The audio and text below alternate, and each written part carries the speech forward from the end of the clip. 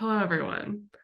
So this session today is the cloud native geospatial use cases and advising office hour. So the agenda is going to be me giving a quick 5-minute introduction to cloud native geospatial. I sent out an email advising that people get a chance to look through our cloud native geo guide, but if you didn't get to do that, I'm just going to give like a very, very quick overview of that. And then we'll move into our use cases. So we'll start with Nikki to talking about the transition from not being in the cloud to the cloud, specifically in AWS.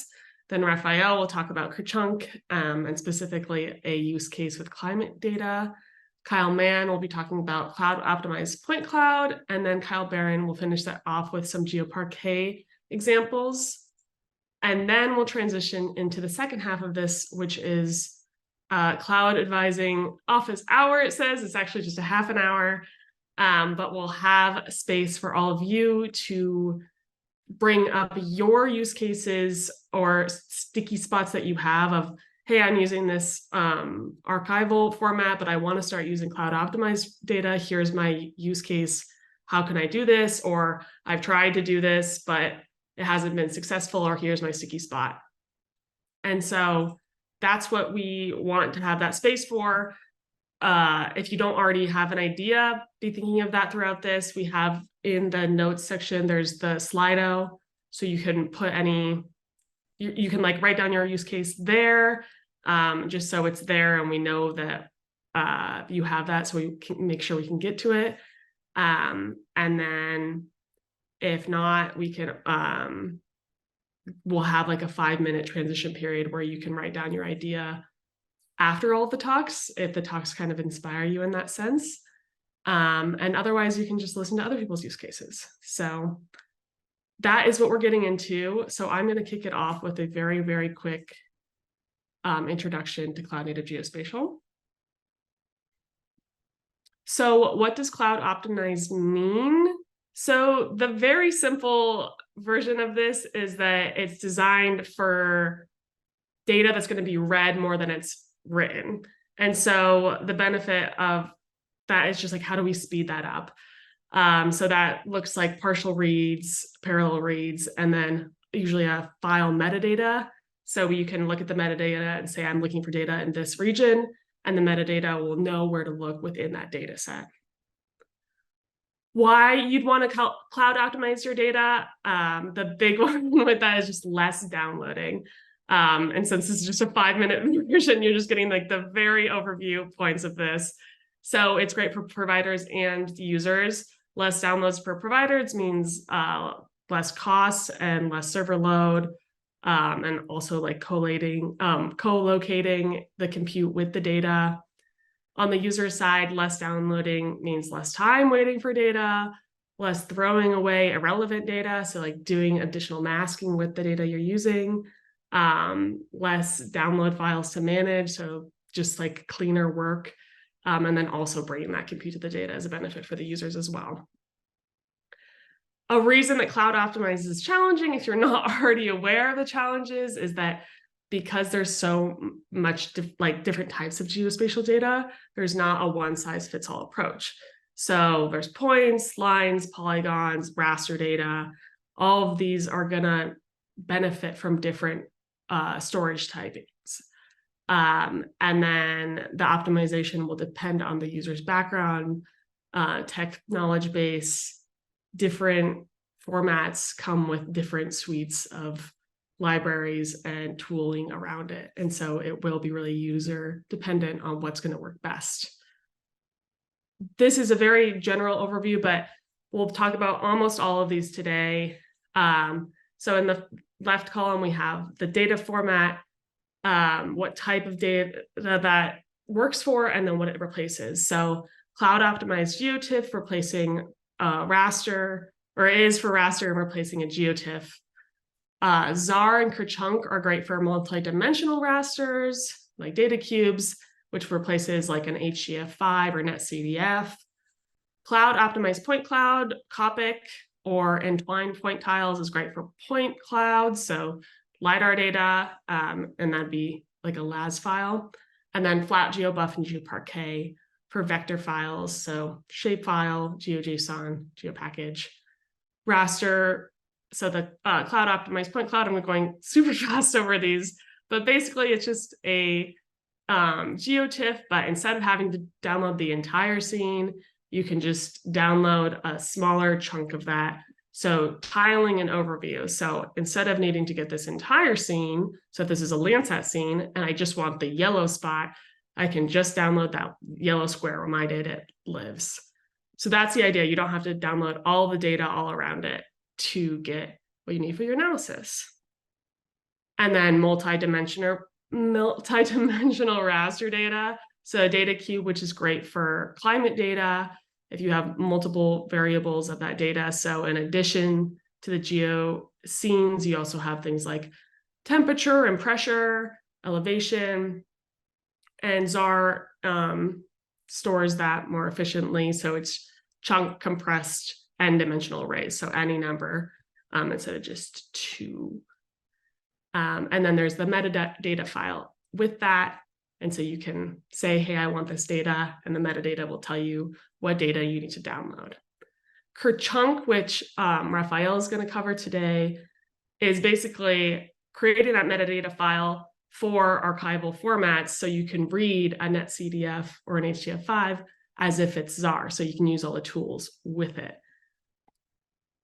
Cloud optimized point clouds, which Kyle Mann will be discussing, is a cloud optimized version of looking at point clouds. So if you have something like LiDAR data, and I'll let Kyle dive into that a bit more later. And then the other Kyle will be talking about GeoParquet, which is columnar data. So it follows Parquet standards. So this is great for vector data. So in addition to Parquet standards, we have the encoding of geometries and metadata to make it GeoParquet, and it's highly compressed, so it's great for the cloud. That was really fast. I still think I went over a little bit, but this guide, which I linked in the description, and then I also have this, I sent an email as well, and then the QR code here, is a more in-depth version. So Development Seed created this, and we're hosting it on Cloud Native Geospatial website. Way more in-depth descriptions of the intro to all these cloud native formats, and some more that I didn't even mention today. So if you're wanting more intro, this is a great place to go. But today we're going to dive into use cases. So maybe you've read this and you're like, okay, that's cool, whatever. Like, why? How does this apply to me? And so we are going to be sharing some use cases of that. So Nikki is going to kick us off today. So I'll give the permissions over to her to start. 1 second. Share my screen.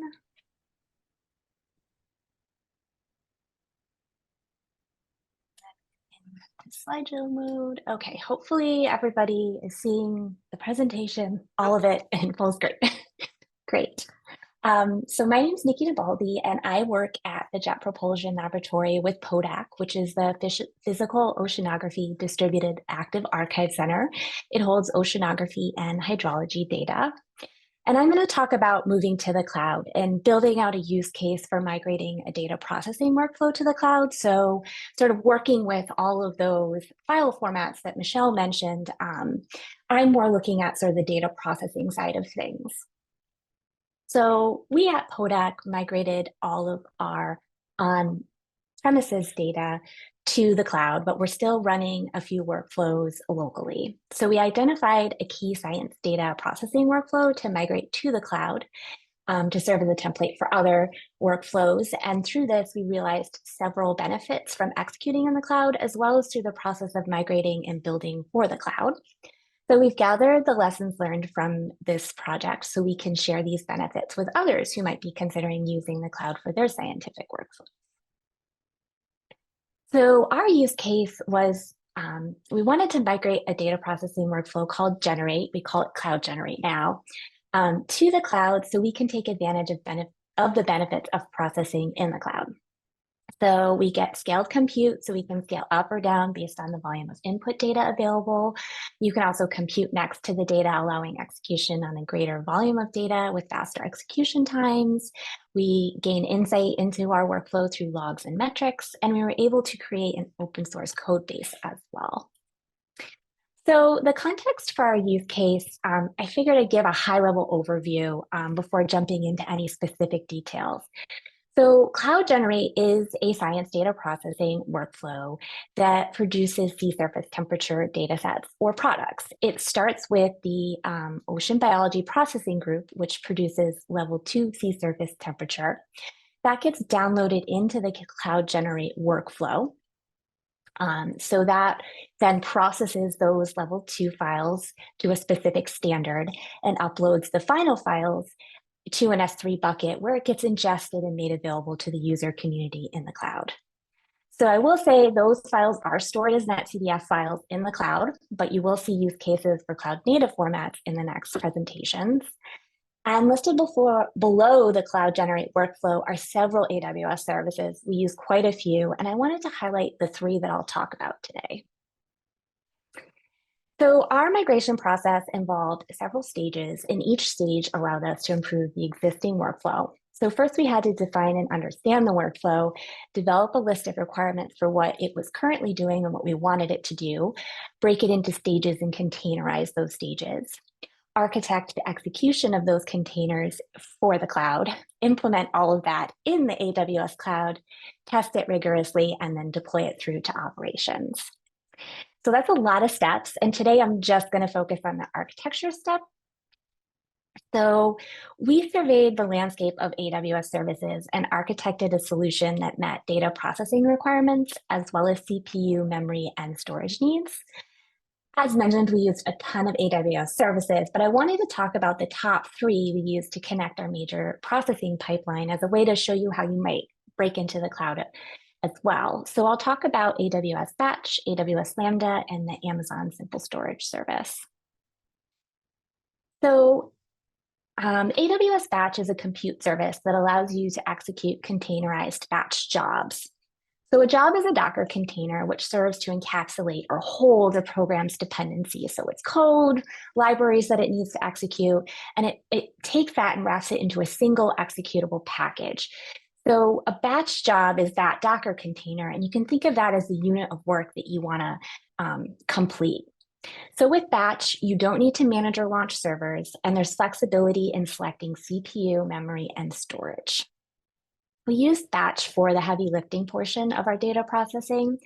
Batch is good at scheduling jobs based on a list of dependencies, so we can prioritize our near real-time data over our refined data processing.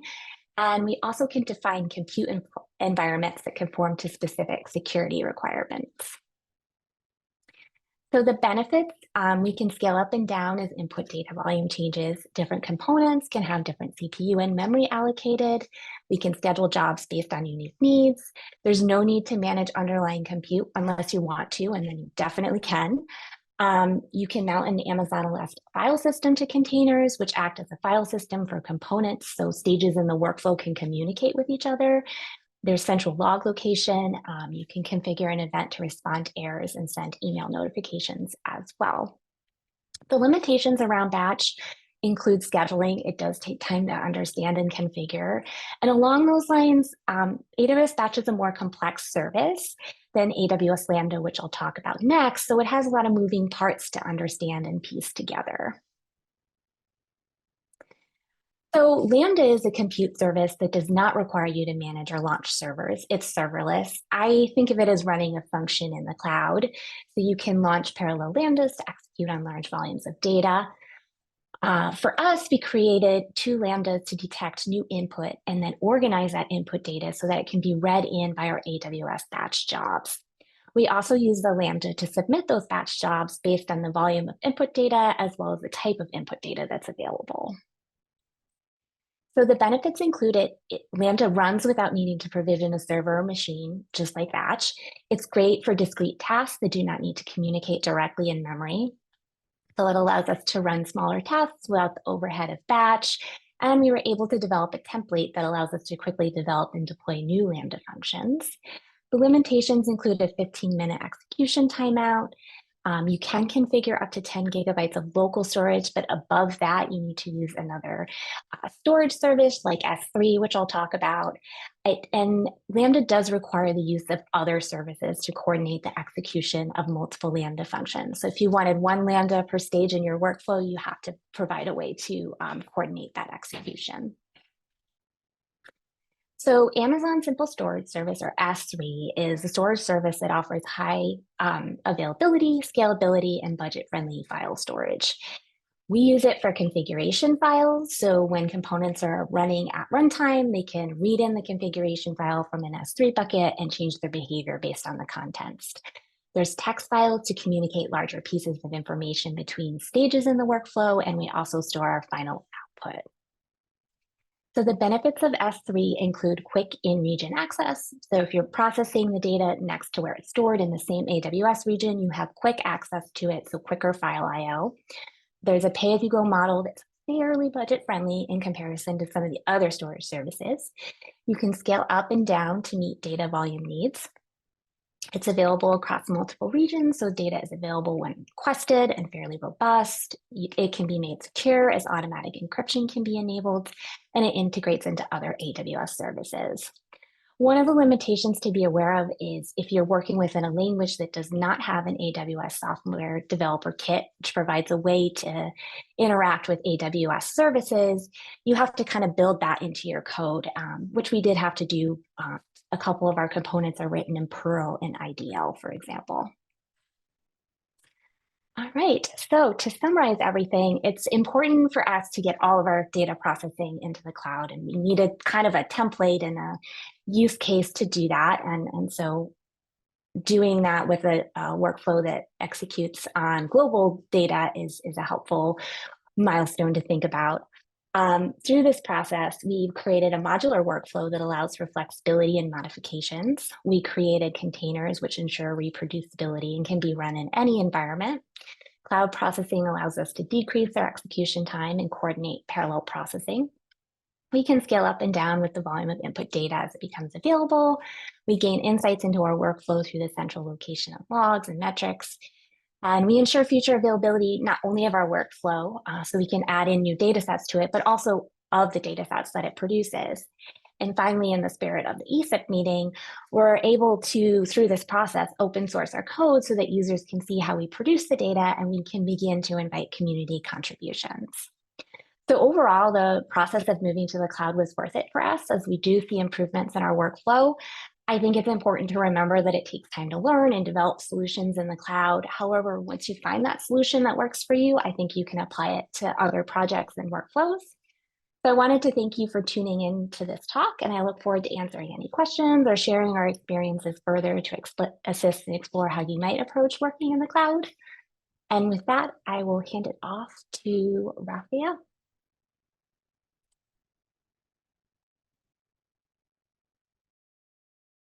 Thanks, Nikki. That was great. And yeah, I think if you have questions, feel free to put them in the Kiko. I'll add that, or not the Kiko, I keep calling it the Kiko, the Slido. I'm sending that here. So feel free to put questions there, and we'll address questions when we're in the office hours all together, and maybe they can weave into people's potential use cases. So with that, I'll hand it off to Raphael. Great. Thank you both. Hi, everyone. Thanks for coming. My name is Raphael Hagen. I work as a data engineer for Carbon Plan. And today I'm going to talk about cloud native geoscience with Kerchunk. Hopefully after Michelle's introduction, Kerchunk makes some sense. So a little bit about who I work for. I work for a nonprofit called Carbon Plan. We work to ensure scientific integrity and transparency of climate solutions through open data and tools. And lots of our work in climate usually involves using cloud native data formats such as ZAR. So when talking about cloud native geo, I think it's important to recognize what almost everyone does or did at some point in their career. This is commonly referred to as a download model. And this is where you go out to maybe Podec and grab a bunch of NetCDF files. You bring them to your local computer, maybe an HPC, You create a subset and then maybe do some analysis. This is super common across all of science, but I'm sure most of you have experienced that it's really difficult to scale.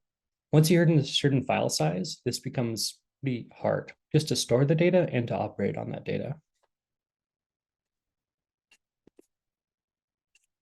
The other model, sometimes called the ARCO model, uses cloud-friendly data or analysis-ready cloud-optimized data. This kind of switches it around, and you bring your analysis scripts to where the data are warehoused. If the data is on the cloud, it's usually next to the compute services you can also use. This gives you a whole bunch of benefits. You get concurrent reads on individual chunks of the data, so you don't have to read the entire file to read a little piece of it. You also get data proximate computing, and this is really important for speed. If you're transmitting, data files over your home network to a computer, it can cause quite a slowdown. Also, you really get some incredible scalability. If you have some big job you're working on and it takes 1 worker or 10 workers or 100 or 1,000, you can scale up to not just have these jobs run for weeks. So this is all really great if you have access to ARCO datasets. But as we all know, almost all data in their sciences are not in ARCO formats right now. Most of it is in these archival file formats, such as netcdf or HDF5. If you can make an ARCO dataset, it's great, but it does take a lot of work. One, you need the technical know-how. If you're making a large dataset, that can get pretty involved, all the merging and concatenating of data. You're also storing a duplicate copy of a dataset. So if you're storing, 100 terabyte climate dataset, you have to find a place to store that. You have to pay for the storage cost, etc. Also, it takes a good amount of compute resources to make a copy of this. Luckily, there's an open source project called Kerchunk. Kerchunk aims to give ARCO-like data access speeds without creating another dataset. It acts as a sort of translation layer where it goes and looks up the individual chunking structure of the archival file formats and creates a reference or like a lookup table to where these chunks are in the underlying data. Once you have this Kerchunk reference, you can share it around, and then anyone who has it can access archival data storage as if it's ZAR stores or cloud native data sets. However, it's not one size fits all solution. It does have a few limitations. If the underlying chunking of the data sets doesn't fit your use case, then Kerchunk's not going to help you out very much because it doesn't change the chunking structure. Also, it still is an early project, so there's a lot of playing around to get to work, and you also need to dedicate some compute resources to make it work. This year at Carbon Plan, we did some work with the Washington Post to create extreme heat forecasts for the globe for future climate scenarios. To do this, we needed data from NASA. NASA produces a data set called the Next GDDP CMIP6. This is a global data set that is spatially downscaled from the CMIP6 data archive. We needed it to calculate wet bulb global temperature. And this is quite a large data set. It's on S3 currently, or on cloud storage, and it takes up nearly 33 terabytes, and it's over 7,000 netcdf files. If we wanted to copy that, we would have had to make an ARCO data set of 33 terabytes, which is pretty difficult to do. Luckily, we have Kerchunk. So Kerchunk acted as this translation layer. So we were able to create Kerchunk references for each of those individual 7,000 files and then merge them together in one large reference. The nice thing about Kerchunk references is that they're just can be done totally parallel if the files are parallel. So we spun up about 500 individual workers. It churned for about 30 minutes. And then we had a final reference size a final reference for this data set that was only about 290 megabytes. So this is tiny compared to the 33 terabytes of the entire data set. All of our data pipeline and timing, et cetera, is at this GitHub repo. So once we had this 290 megabyte reference of this huge global downscale data set, we wanted to see if we take this reference, can we use it to speed up our analysis of wet bulb global temperature? So to do this, we took a small test subset. So 20 input data sets for 1 year. We gave them 10 workers each. And we said, hey, let's do the download model, and then let's do our Kerchunk cloud optimized model. As you can see, the kind of standard model took about 20 minutes to get through. With a Kerchunk reference, we got it down to 2 minutes, 49 seconds. So almost an order of magnitude speed up in this, just by creating this reference ahead of time. The cool thing is once this reference is created, it's now shareable. So if anybody else wants to use the NASA Next dataset, they can now have it at ARCO-like speeds. We wrote about our experiences with making this reference on our blog, if anybody wants to read that. In addition, we also created some educational materials, Kerchunk cookbook on Project Pythia, which is a kind of educational arm of the Pangeo project for earth science computing, if you want to try to make your own references.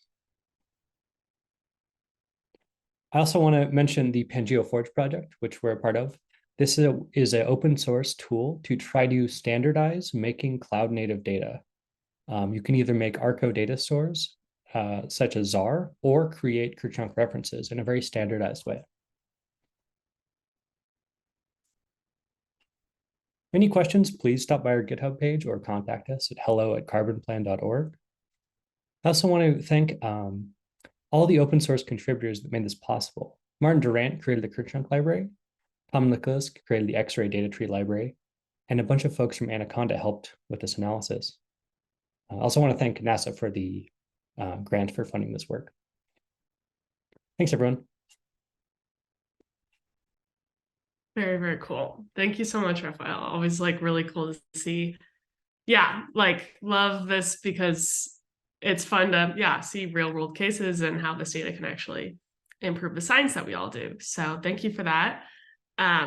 Next will be Kyle Mann talking about cloud optimized point clouds.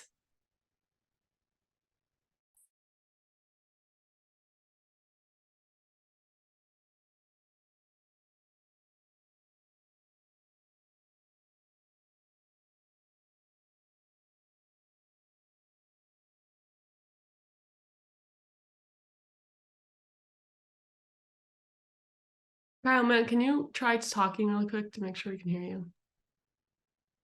I don't hear you. I also don't hear you, Kyle. You are play not for a second. muted.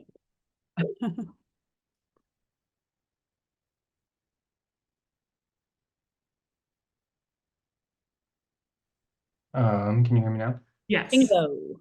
Excellent. Excellent. Okay, sweet. Okay.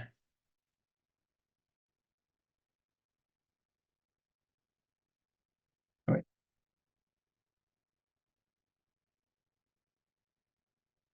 Oh, I have to get computer permissions. Oh shoot. Okay. Sorry, 1 second. I have to reopen. No problem. And while we're waiting, just as a reminder, it looks like we have 2 questions or ideas in the Slido. So yeah, keep thinking about your use cases and any questions you have for the speakers in general. But hopefully you're getting some inspiration from these great talks.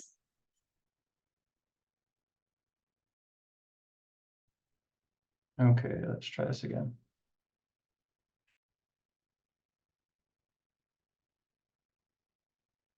Oh, you have to give me permissions to share screen.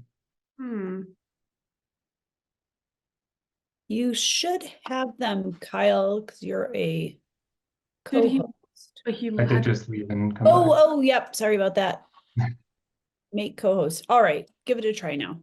Awesome. Ooh. Okay, there we go.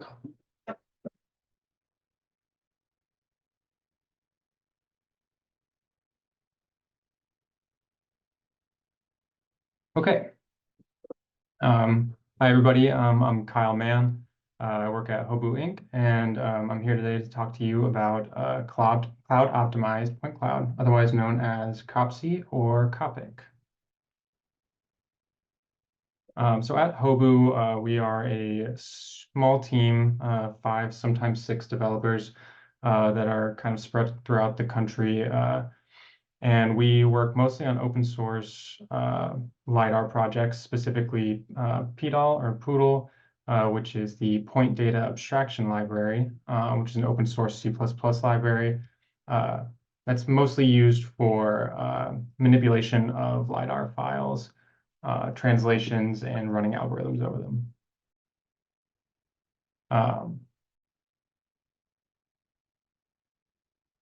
Before COPSI, which is what I'm here to talk to you about today, we had LAZ. Before we kind of moved into a more cloud-centric work model for LiDAR, everything was handled locally. So we were working with huge, massive files that would be stored on these bricks of these like hardware bricks, right? And they would be essentially mailed across the country, across the world, if ever they needed to be passed between people. And many of you may have experienced that or may still experience it. It still happens today. But luckily, we can remove some of those problems by using cloud infrastructure. The most common format for LiDAR these days is LAZ.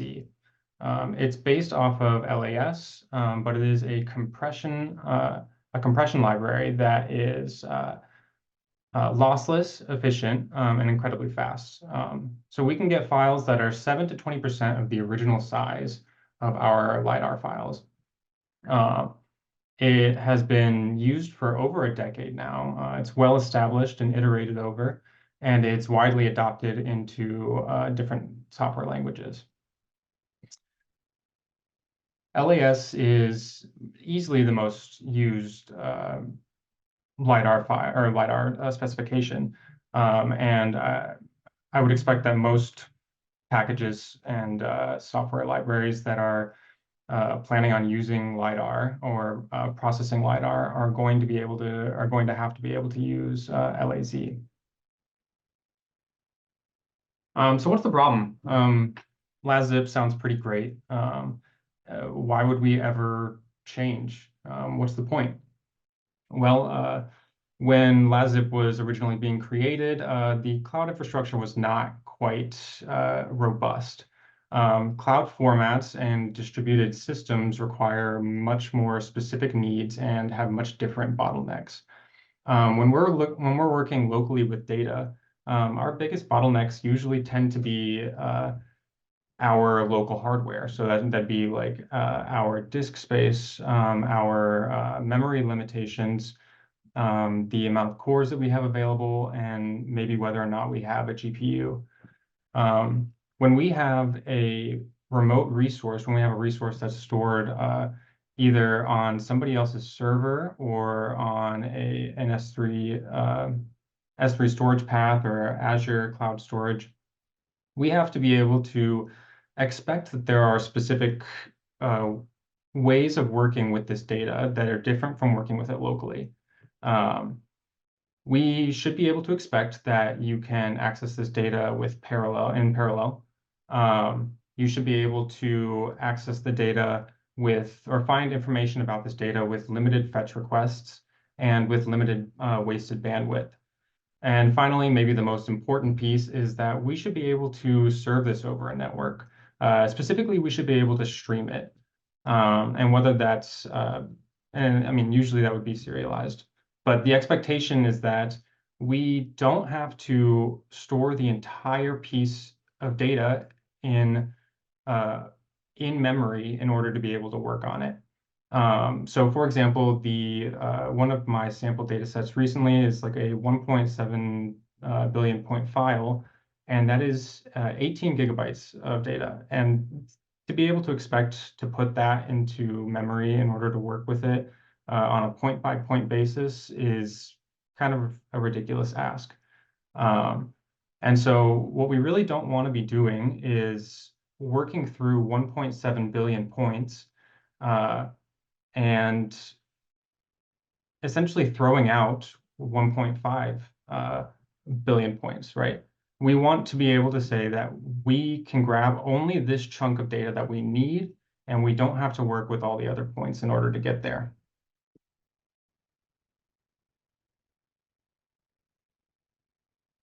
Introducing COPSI, Cloud Optimized Point Cloud. So this is a specification of the point cloud format that stores points in variably sized chunks of LAZ. So we're still using LAZ. We're still incorporating all of those useful components of it. But we're trying to spatially organize these chunks of LAZ so that we can reasonably say that when we send a range request to a server, we are getting back a specific set of points. So we can do spatial extent searches, we can do resolution searches. The point is to be able to gather as much information with as few fetches in as little bandwidth as possible. So when we do a resolution search, we could take a 360 million points at full density and reduce that down to 1.7 million points at a 2-meter resolution. And we can still find a lot of information from that, even if we're not doing the full resolution search. So this limits the amount of fetches that we have to do. This tells us that we're allowed to get pretty much whatever we want from this without having to do everything at once. And we can do it all in parallel, which is a huge, huge bonus. So if I split out, let's say like 100 different tasks, and I say that I want to be able to grab each task should be able to grab one tile from this data set. And at the end, I should be able to bring these all back together and merge them into a new file, for example, or be able to work on it in different chunks. So that's what we're able to do with COPSI. On viewer.copsy.io, which is a platform that you can visit with this QR code, you're able to see this 1.7 billion point file, which is Boston lot, which is a pretty great data set for testing because of how varying the density of points is for every cell. Because on an average, you'll get like 37 points per square meter, but in each different area, you have way different results. So if you open that on your phone, you should be able to browse this pretty easily. And that's kind of the power of being able to stream this data and being able to chunk it up into different bounds and work with it that way.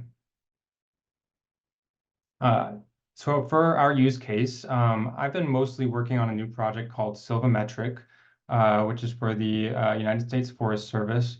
It's an open source Python package, and it revolves around processing point cloud data using PDAL and COPSI, and it bins all of this data into raster-like cells. We store it in a software called TileDB, which is similar to ZAR, I suppose, and perform metrics over this data in each cell.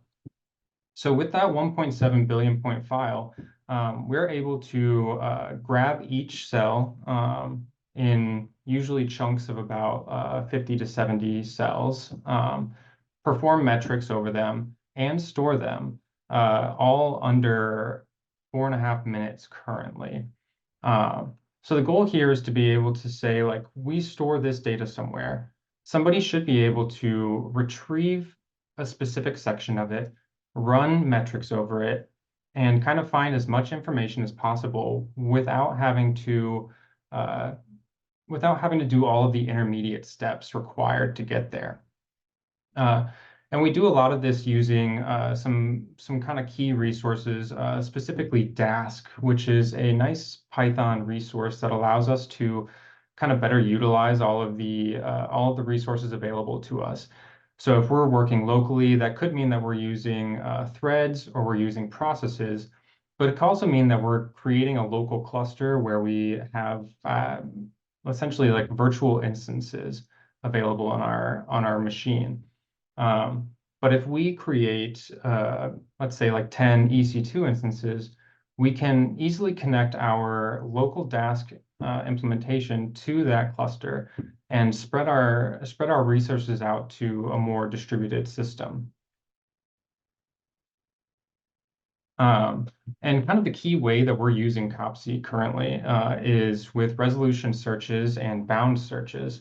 So when we do like a scan or an adaptive filter, we're able to split up this data into like bite-sized chunks, and we should be able to remove any sparse pieces and kind of say, okay, those are not very useful to us, right? Or that's not very useful for determining how many cells we should be grabbing in each tile. And so what you can see here is that we are processing all of these things in parallel. Each one of those green chunks is a fetch towards a COPSI resource. It says, okay, like how many points do I have here? What's my density? Like what's my range? And we find out all this information, and then we filter based on that, and we can determine how many cells we should be operating on to make a more efficient process. And all of this is able to be done locally or remote. And that is all I have for you today. Thank you guys so much for listening, and I look forward to answering any kind of questions you have. Thank you. Awesome. Thank you, Kyle. Yeah, for sure, if you have questions, you can put them. It looks like some people are asking questions in the chat. You can also use the Slido, but the chat's fine, so we can do this async, and then looks like mainly we're using the Slido for those use cases. And so our last use case that we'll share will be Kyle Barron talking about GeoParquet, and then after that we'll transition into kind of discussion forum, answering any questions, and then talking about all of y'all's work. So I think Kyle should have permissions to share screen, so.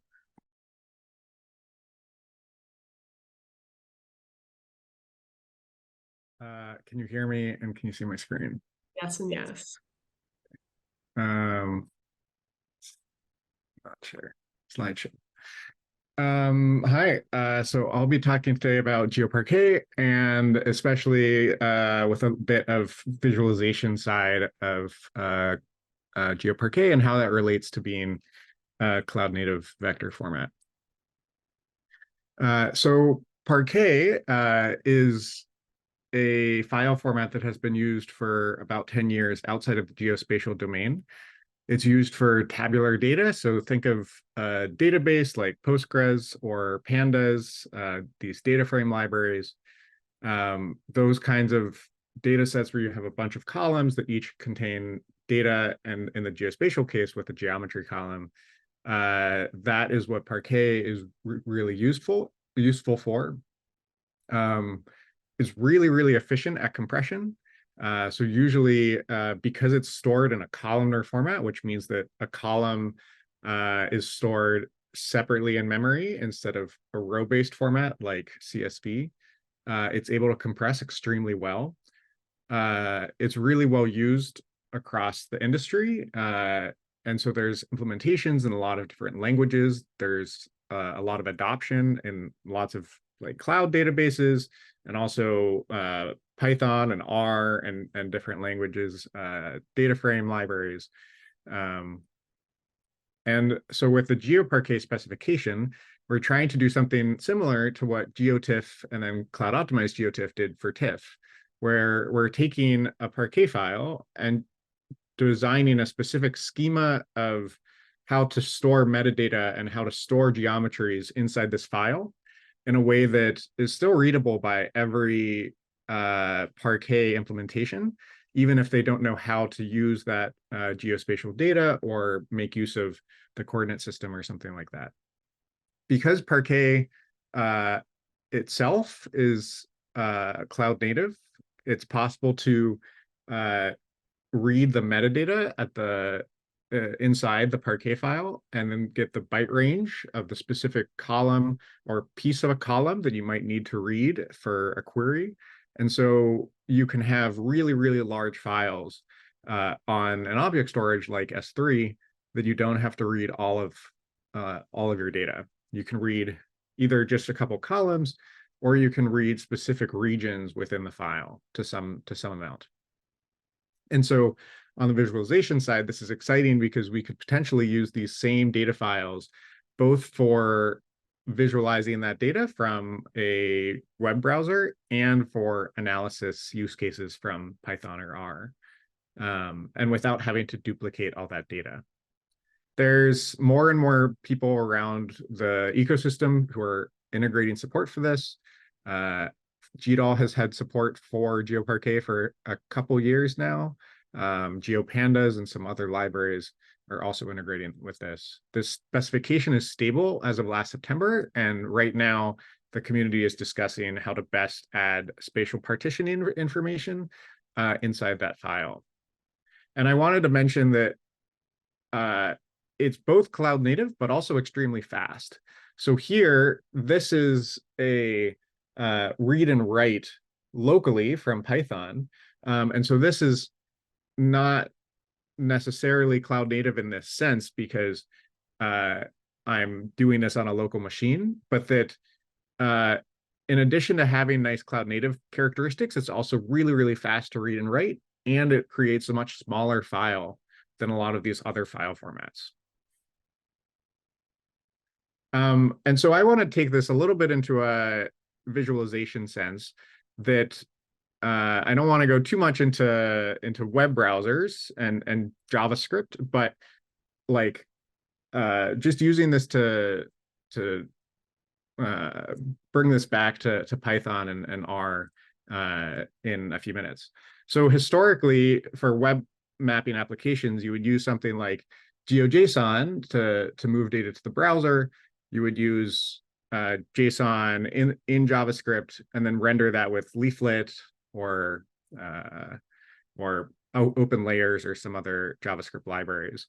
But because GeoParquet is so fast to read and write, we're able to read a lot less data over the network, and we're able to render that in a web browser a lot faster than you might have been able to do with GeoJSON. And so we've been working on this library at Development Seed that uses GeoParquet internally to make data visualization for vector data from Python really, really fast. And so here, this is visualizing 3 million points from Python, and it's able to do that in less than 3 seconds, where all of these points have a different color associated with them, and all of these points have a different radius associated with each point. And all of that data is being moved from Python into JavaScript, this is running within Jupyter Notebook, and then rendered to the GPU extremely fast, and way faster than you could just save to GeoJSON.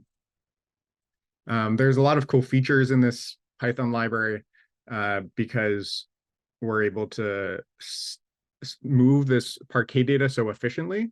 So what's happening when we change the color map in Python, you can assign any like matplotlib or similar color map to your data, and then we're able to serialize those colors via Parquet and GeoParquet to the web browser so that you're able to have full control of how you want to see and explore your data. And this is really possible because GeoParquet is so efficient to read and write, and it's such a small file size.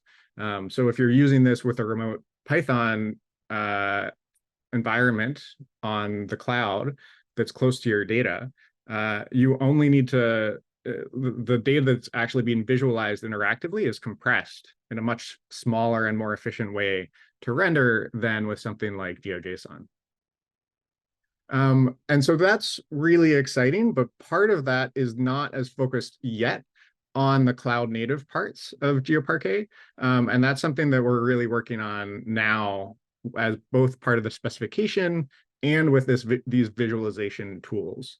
And so Parquet enables partial reads as part of the file format, but we need to know which part of the file and which files have which bounding boxes so that we can fetch only the data that we care about, and a couple other spatial partitioning aspects as well.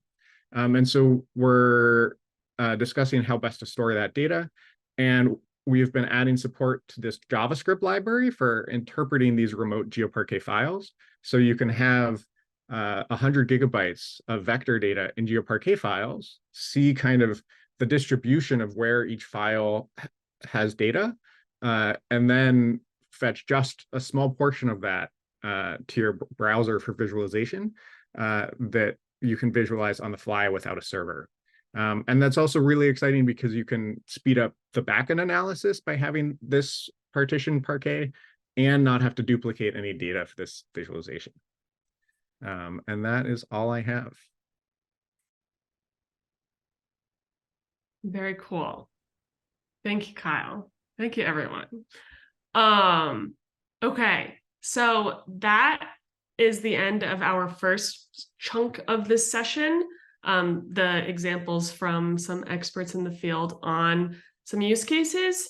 And so now we're going to take about 5 minutes, just as a transition, like if you need to get up, that's fine. But the idea is like, if you're just sitting there, to think about your work and which ways you are wanting to use cloud native like cloud native formats or storage more efficiently or at all. And so I'm thinking if you want your question addressed during this office hours section, put it in the Slido, which I just posted again in the chat. I see people are asking questions in the chat, which is fine, but that's good for like async if you're just like a quick follow-up question. But if you had a question either about the presentations that you want to hear spoken about in this next 30 minutes, or if you have a use case that you're trying to figure out, sticky spot that you want to talk through with any of the panel, then put it in the Slido. There's already a few there, and feel free to upvote ones if you have the same question or you really want to make sure that that one gets addressed during this session. So we'll start right at the top of the hour answering questions. So yeah, take a moment. A lot of information just got thrown at y'all. So take a moment, process it. And yeah, please let us know what your thoughts are. And if we don't get to everything today, we'll make sure that there's like a way that these communications can continue. I'll give a quick plug too. I just remembered that, so let's give this plug. We have 2 in-person events coming up with Cloud Native Geospatial Foundation. There's one next week. If you happen to be in the Bay Area, we're having a GeoParquet Community Day in San Francisco. And so I can send that in the chat. And then if you're in the New York area, we're having a czar sprint. If you're working in czar data and you think that you can be helpful to that, that is in 2 weeks. So February 7th and 8th in New York City. So I'll plop those in the chat. But yeah, take 5 minutes, think over your use cases, think over any questions you have, and put those in the Slido, and then we'll get to addressing those momentarily. Okay, let's dive in. So I'm just gonna call these out in order of upvotes. So the top one I'm seeing from here, how portable are AWS solutions to other clouds like Azure? Are we subject to private capture / lock-in? So if anyone wants to, does anyone feel inclined to? I can take a first stab at that. I think like the solution that we created at Podak, we are kind of locked into AWS in a certain sense where the execution of the workflow is tied to AWS, which is unfortunate and is something that I think about and try to think up solutions to. I think the key for looking at data processing workflows and scientific workflows is containerization, because that's something you can carry with you to multiple clouds, as well as to HPC environments, to local systems, depending on how, what you're trying to do.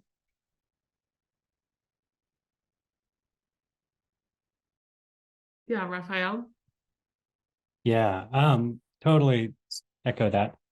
Just had a lot of weird vendor lock-in switching between them. So I think it's really hard once you're in one to get out of that and to move your data from that. So very big downside, I would say. Doug, do you have a follow-up with that question? I was just going to share NASA data's experience in this area. Once I lower my hand before I forget. So when we went into the cloud game many years ago, AWS was really the only player. Obviously, since then, we have Azure and Google to think about as well. So we have a concern about vendor lock-in, as you mentioned. So we're starting to look at spinning stuff up in Azure and Google Cloud. But the managed services that AWS has are really attractive, and that offsets the risk of vendor lock-in a bit. You know, being able to utilize those, exploiting the economies that those afford. So you're not just, I mean, to avoid vendor lock-in, you would go with bare compute and bare storage. You'd be using EC2 and AWS or S3 and nothing else. But the advantages of this product show with Batch and Lambda really offset that vendor lock-in problem. And also, Azure and Google have their equivalents supporting the same, like for Lambda example, so Azure and Google have their versions, and they by and large support the same languages. So even if you start using those managed services, it's not like completely impossible to transition over, I would imagine. I haven't tried it, but it's not as doom and gloom as we first looked at. In fact, we have a policy in NASA to embrace those managed services to get more bang for our buck. So although we initially feared vendor lock-in a lot, we've kind of learned to live with it. Thanks. Thanks for sharing that perspective, Doug. Yeah, all these. Yeah, it's so unfair with all that stuff. Okay. The next one is asking, Sky asked about any thoughts on taking the GeoParquet specification work to the OGC context. I'm thinking specifically about how we engage commercial sector, example, Esri. Isn't GeoParquet, isn't there some OGC stuff going on with it? It is related to OGC in like it is connected to OGC, but I don't actually know exactly how.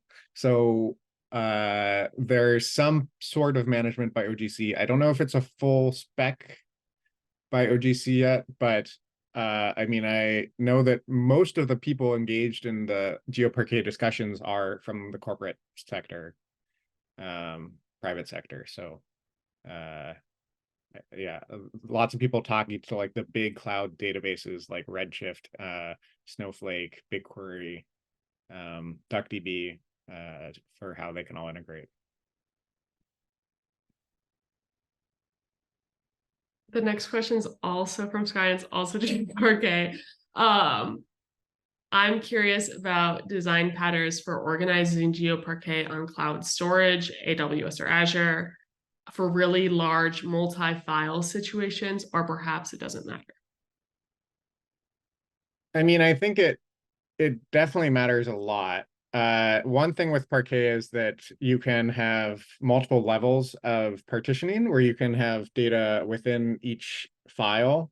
Like you can have a bounding box per file, and then you can also have within a single file, you can have range requests. And so you have a lot of options for to what extent do you want to have lots of individual files versus fewer files and more of these parts, these row groups inside of each file. And ideally you want to do some sort of spatial partitioning, which is not totally developed yet. Definitely I mean, there's opportunities to get involved. There's a pull request that I can link people to. But I think just there's a lot of options and not a lot of answers today. Clear answers, at least. Cool. The next question is also GeoParquet. People are excited about GeoParquet. From Thomas Williams, I feel like I'm wishing for something that combines the data analysis benefits of GeoParquet with the visualization benefits of vector tiles. Any thoughts? I mean, I think that with you could tile GeoParquet in some ways, and that's actually part of the ways that people are discussing the spatial partitioning of using a quad tree or other structure for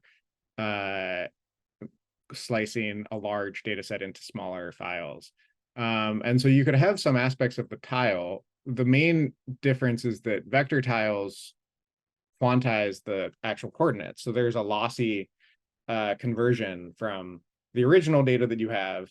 They have to be in Web Mercator. They have to be in this lossy, slightly lossy format. And so Parquet gives you more options. It's more faithful to be round trip, but it's kind of hard to reconcile some of the visualization only choices of tiling and vector tiles with also trying to be analysis ready. And so I personally think that GeoParquet does a pretty good connection between the two, where we can still actually do a lot of cloud native, like I have some observable notebooks that are visualizing Parquet data without having to duplicate that data.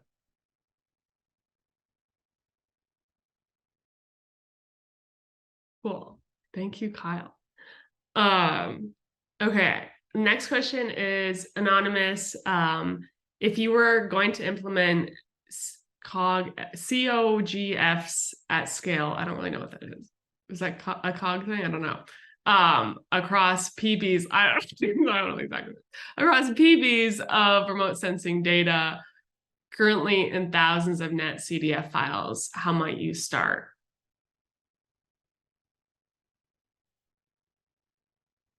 Does anyone have? Do other people understand these acronyms?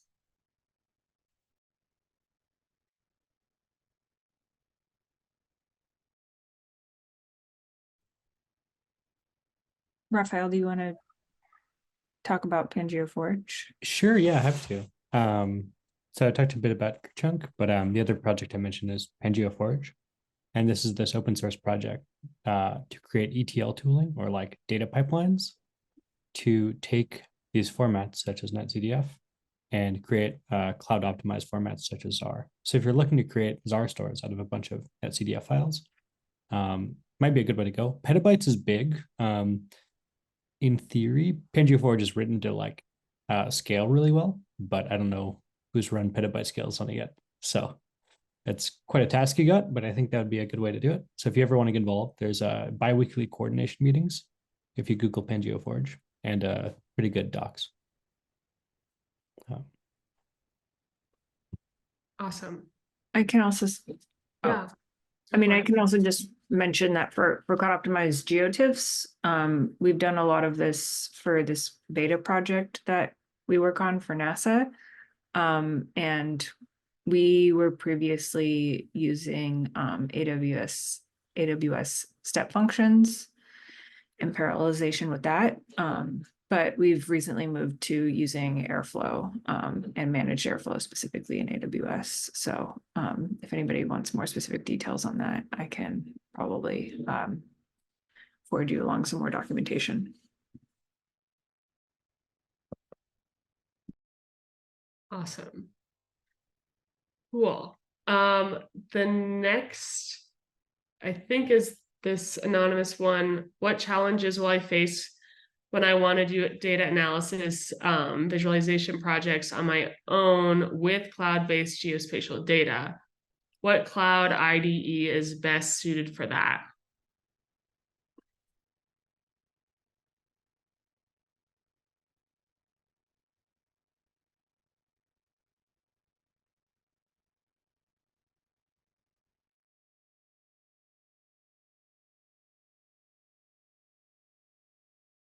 I mean, I could plug again the Veda project, which has a 2I2C Jupyter hub that you can experiment with cloud optimized geospatial formats that are housed on Veda. I think there are similar 2I2C Jupyter hubs set up by different projects. I think ESIP has one as well. So I hope that answers the question. I'm uncertain what a cloud IDE would be in this scenario. I mean, in terms of IDEs, I think it's whatever's best suited for you as a developer. But what I can say is that I mean, I use VS Code specifically, and that has a lot of like tie-in with AWS and like AWS credentialing and resources, so you can access a lot of those from within VS Code, and you can see like what's in your S3 buckets, or and it has a lot of tie-in with like Terraform and CloudFormation and stuff like that.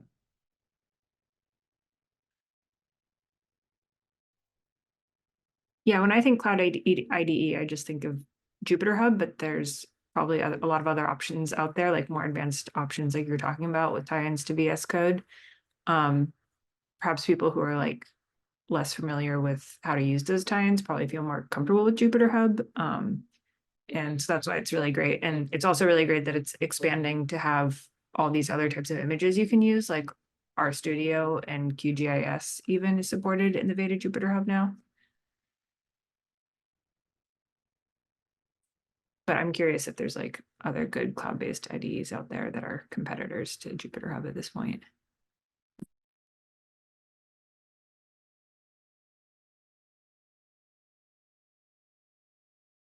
Okay, cool.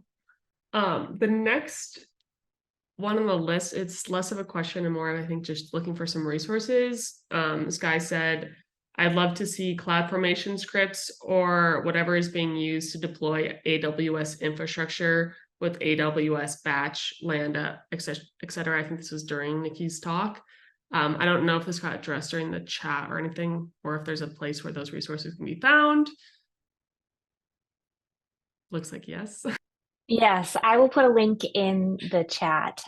There's a top level GitHub repository, and in the README, there's all of the components. And typically the way that we work is we have a Terraform directory, so you can look in those Terraform directories.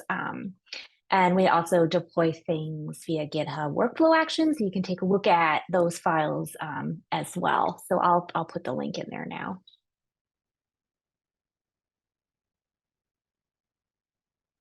Awesome. Thank you for that, Nikki. The next question is from Rich asking Kyle, I'm assuming Baron, would Longboard work with HoloViz panel? Yeah, I gave a response in the chat Okay. where there's Great. an issue of it. Okay. Awesome. The next is you too. What does GeoParquet work natively with HADOP languages like Hive and Presto SQL? The question is, does it work, or Yeah. Yeah, I mean, it was created originally with Java-based Spark ecosystems in mind. So the GeoParquet spec works with Java and Hadoop and all of those.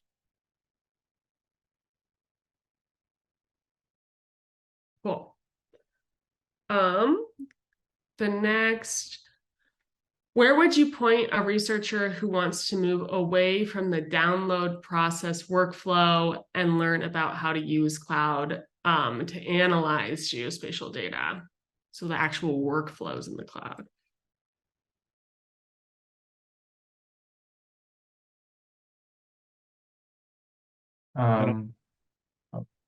I was just going to say, like, the guide is helpful. I'll put that in the chat. Kyle, man, did you have something? I was going to say, I mean, just so varied based on which format you're trying to use. But I mean, and which format and which cloud provider you're really looking to use, because I mean, they're all going to be like, they're all trying to tackle the same problem of, or a lot of the formats are trying to tackle the same problem of, uh, getting as much information with as little or as few requests as possible. And all of the cloud providers are trying to provide you with a way to split your tasks as much as possible. So it's kind of like you're going to find what you want from all of them. It's just going to be a question of which one you're actually looking for, I think. To me, I feel like Dask is the easiest way to get started with parallel processing, specifically with like using Dask Bag was kind of a big window opener for me because eye opener, window opener, whatever, door opener, because you can basically create like an arbitrary function to parallelize your tasks across. So if you're not working with like an X-ray data set, like you can still use Dask. Yeah, I'll second that. Dask is super useful both locally and well, for developing locally, and then for moving that to like cloud resources. It all works pretty smoothly. And earlier you were talking about Jupyter. Dask works really well in Jupyter, and has a lot of like visualization stuff that you can that gives you quite a bit of insight into your processes. The one gotcha I find with Dask is you always have to remember that the environment that you're currently working on is not the environment that your workers have. So you need to keep that in mind to make sure that you have Dask workers that help all the library's environment variables that you might need. Yeah, super true.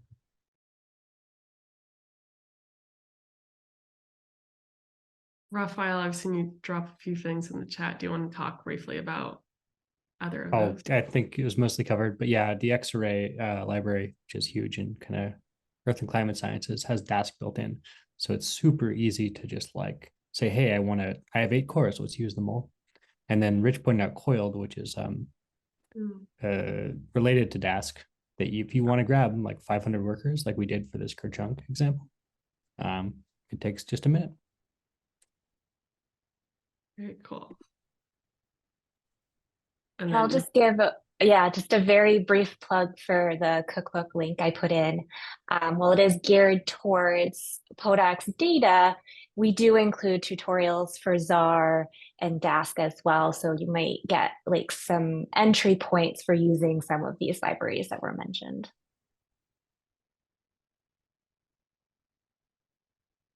awesome.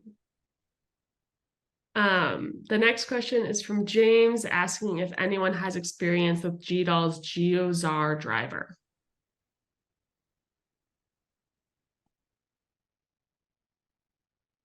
I didn't know there was one, so that's cool. Big silence, huh? Actually, we could rephrase this. Does anybody have much experience with any of the GDAL drivers that put an intermediary between some data store and your stuff? Or another way of phrasing it, maybe to make it more general for the non-GDAL using crowd, what about using ZAR through some intermediary? Are there issues with that? Is it better to use ZAR directly? What do you think?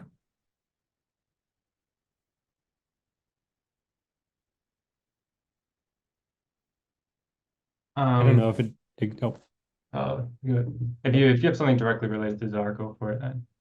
it's not exactly. Hopefully this helps though. I know so this New York City ZAR Sprint as mentioned. A lot of the work is going to be on GeoZar. The spec has been kind of stalled for a while with OGC, but I think it's going to pick up some work. Not exactly an answer to your question, but hopefully the GeoZar spec will come into fruition soon. Do you know how GeoZar relates to CF? I do not. Okay. Thanks.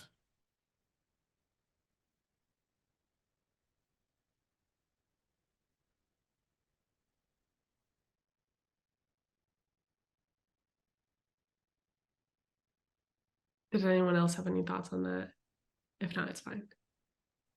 Yeah, I guess. So I mean, I'm working with in the slopometric project, I am working mostly with TileDB, which is similar to ZAR in a lot of ways. And there is a driver for TileDB in GDAL and Poodle. And I would say that I don't see a lot of I think it's actually easier to work through GDAL and Poodle to work with TileDB than it is to work directly with it. Especially if you know that you know that the data that you're working with conforms to GDAL, then I would think that it'd be better to work through GDAL than to try and manage it, because I mean, like, they obviously are going to be thinking about it in the way that they formatted it. So you're going to have to go through all the gotchas that they already went through. Okay. Cool. Thanks. Cool. The next and currently second to last question is about ZAR store containing a time series. How could you remove the first time in the time series from the ZAR store without rewriting the entire store?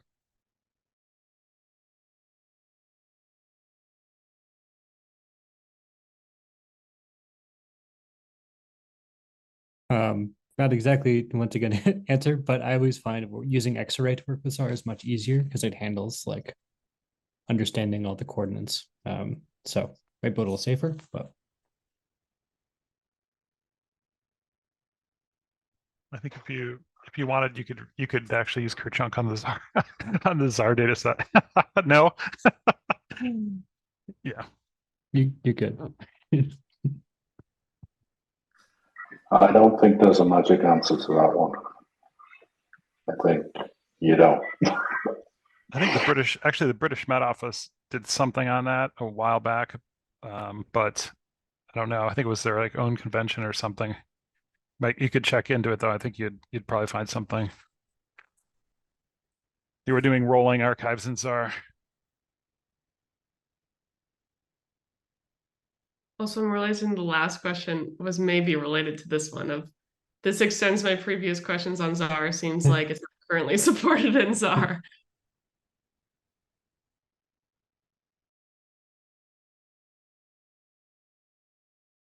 That is all the questions we had in the Slido. Is there any last minute questions or anything that people wanted? Can I just mention one little thing that along the lines of the messing around with ZAR with like Kerchunk, Martin just added an append method, which if you have like an archive and you have new data coming in all the time, you can just append it and it'll just like update the Parquet references, which is pretty nice. That's a very common use case, and we didn't have any great way to do that before, but now we do.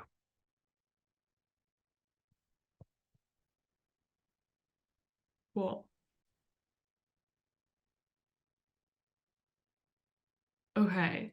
I'm going to close this by a quick question for the community. It's fine if it's crickets, but if anyone has any ideas for the in-person summer session for ESUP of anything that they'd want to hear. Last year we did kind of more breakout session style where it was more like small group discussions, and that was pretty productive, pretty fruitful. But yeah, if anyone has anything, and if not right now, you can always reach out to me or Amy with those ideas, and we'll make sure that that gets to who needs to know those things.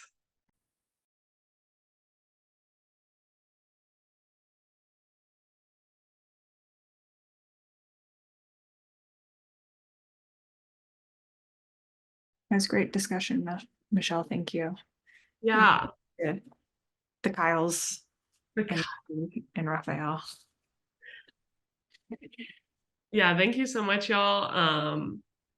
Just always really cool. I'm always learning stuff from everyone, which I love. So yeah, and if anyone has any afterthoughts or questions, feel free to reach out on the ESUP Slack, and we'll be sure to get you connected to who need to speak with. But with that, that's the end of the session. So thanks everyone for coming today, and enjoy the last day of ESIP tomorrow. Thanks, everybody. Thanks, everyone. Thank you. Thanks, y'all. Nice work, organizers. I'm going to go ahead and end it right now.